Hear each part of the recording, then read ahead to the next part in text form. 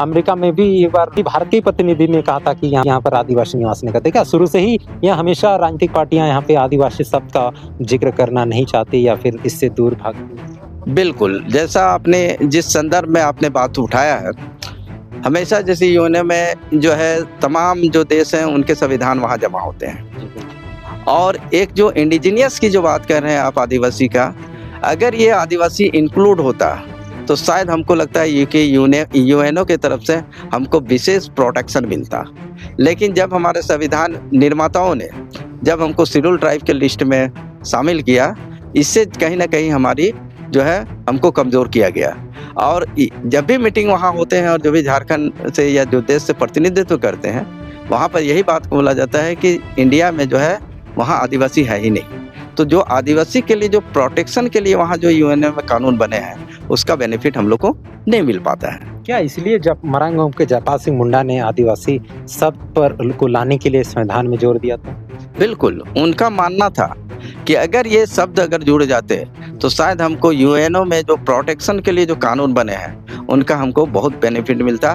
क्योंकि हम अगर इंडिया के कंपैरिजन देखते हैं और जैसे ऑस्ट्रेलिया जैसे जहाँ आदिवासी हैं, जहाँ इंडिजिनियस पीपल हैं, कहीं ना कहीं उनको प्रोटेक्शन इनके द्वारा मिल रहा है यूएनओ के द्वारा, और वह फल फूल रहे हैं। लेकिन जो इंडिया के संदर्भ में अगर देखेंगे तो वहाँ जब भी यहाँ के जो प्रतिनिधि जाते हैं तो वहाँ को उनको यही बोला जाता है कि वहाँ आदिवासी नहीं है, वहाँ शेड्यूल ट्राइब है। तो इससे ये शब्द से भी काफ़ी प्रभाव पड़ता है। क्या उसी बेस पर आधारित है आदिवासियों को वनवासी कह देना बड़े मंच में, जैसे भारत की राजधानी नई दिल्ली जैसे वहाँ पर लाखों की संख्या में आदिवासियों को बुलाना और वनवासी का टैग दे देना? क्या ये गृह मंत्री अमित शाह की कोई सोची समझी साजिश है इसमें?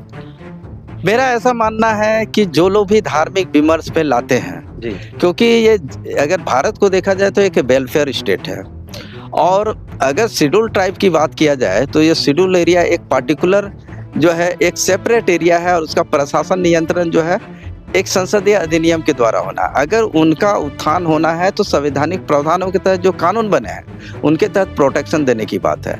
लेकिन जो व्यक्ति संवैधानिक पद पे बैठा है, जो व्यक्ति जो है गृह मंत्रालय जैसे संवैधानिक पदों पर बैठा है, और इस तरह के व्यक्ति के द्वारा धार्मिक बातों से उन्माद फैला करके सत्ता को हासिल करने के लिए और जो खनिज संपदा है उन पे वर्चस्व कायम करने के लिए करना बिल्कुल संविधान के विरुद्ध है। हम इसके घोर निंदा करते हैं।